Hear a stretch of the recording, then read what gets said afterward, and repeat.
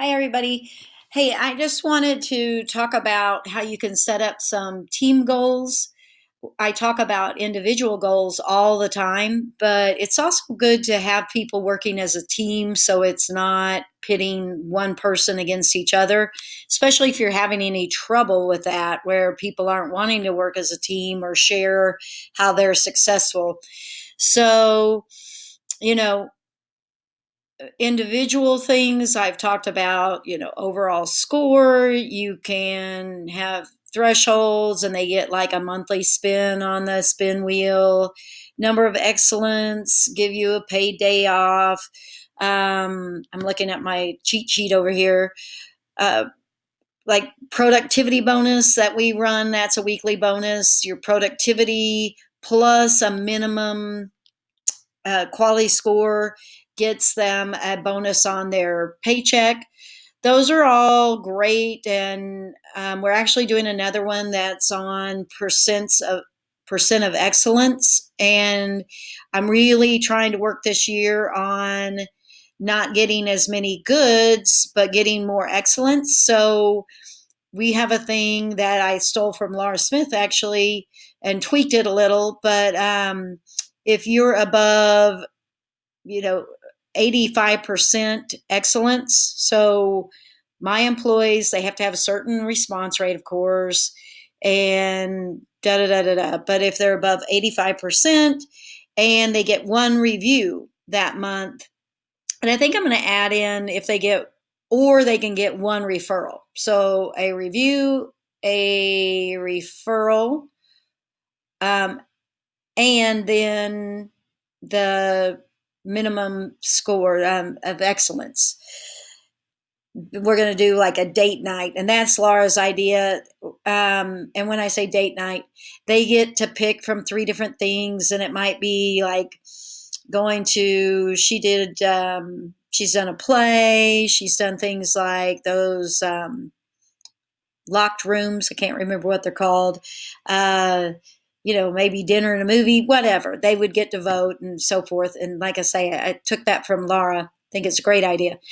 But team goals are important as well. And so, like I said, we are really focusing on what we're calling good to great and moving our percent of excellence from, we're at 79%. We're on a scale of 4. Not sure if it matters whether we're 4 or 5 on what our percentages would be. And my goal for the year is to get to 85%. And what I've done is said we get to 85%, we hold it for 2 months, then, we're going to throw out some options for an awesome summer party. Same thing for when Christmas party comes around. I'm not going to do things monthly because I need them to hold that score for a couple of months. But anyway, and of course, we can run the reports in here. We can see how many excellence and so forth that we have. I'll just get on here to get more meaningful data. Uh, Actually, that's fine. But this is our dummy account. Doesn't have as much data, looks like, but that's beside the point. Um, Also, another thing that we do as a team at my office is we do a litmus test, and that's from the Culture Works book, which Laura Smith also recommended. And that book, they talk about doing a litmus test, and each person rates how satisfied they are in the company from 1 to 10. I have them write that on a sticky note. Yes, I do want their name on it, but it doesn't have to be. But I really encourage open, honest communication. So if I'm saying you can make it anonymous, and that's saying, well, I understand you don't feel comfortable to tell us. So they need to feel comfortable. So, but that's up to you. You do it however you want to. Um, anyway, they put their score down, turn that in, and then what I do, and this is the litmus test, this isn't me, it's just me carrying it out, say, what would it take to raise that score by 1. And that's a simple concept for people to wrap their head around. So if you gave me a 7, what would it take to move that to an 8? And so we went around the room at the company meeting, and they told me what it was that they wanted that, would move it to an 8. And, I'd give them immediate feedback on, okay, I'm going to have to think about that. Yeah, that's doable. And so in our company, they wanted snacks provided. And so they're asking for like some breakfast stuff, and when I say breakfast stuff, like meal bars or cereal or the things that wouldn't be too costly, easy to do, chips, things like that. And so, you know me, I always tie it to something. So my answer was, okay, I get it. And I don't have a problem with that as long as people aren't like taking supplies for their whole family. Um, but what I said is, okay, that all costs money. And I need to tie that somehow to incentives. So what I said is, all right, so more money means more clients. And I gave them a goal that company wide we're working towards. And and too bad I don't have the visual here, but it's basically a, it's basically a board that's on the wall, foam board. I have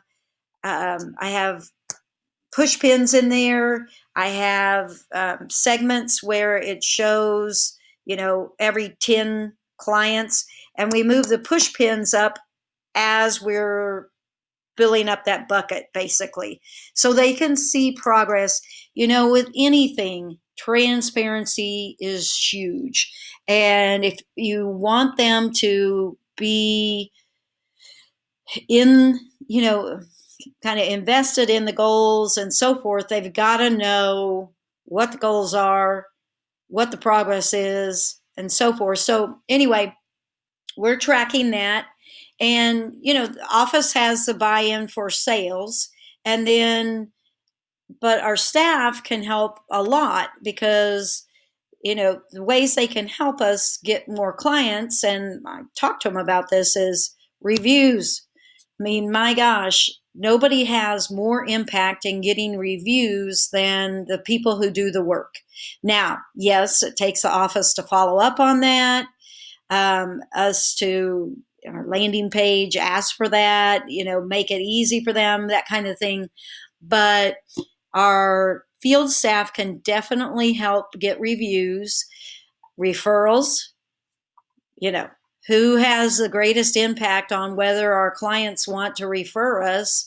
It's the field staff. And definitely they have impact on client retention.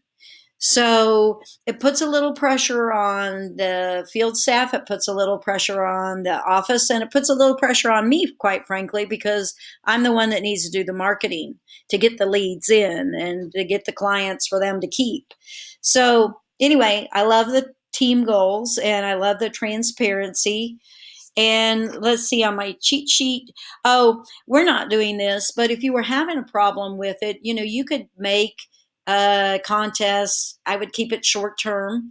But if you're having a problem with complaints, figure out something they want, because that's the root of getting your contest going. And it doesn't always have to be money, it can be benefits, it can be, which is indirectly money, but it can be a contest where you're shaving your head, you're dyeing your hair some funny color, or something that they would really think, oh yeah, I want that. I want, a dunk tank, whatever would inspire your team. That's not always about money.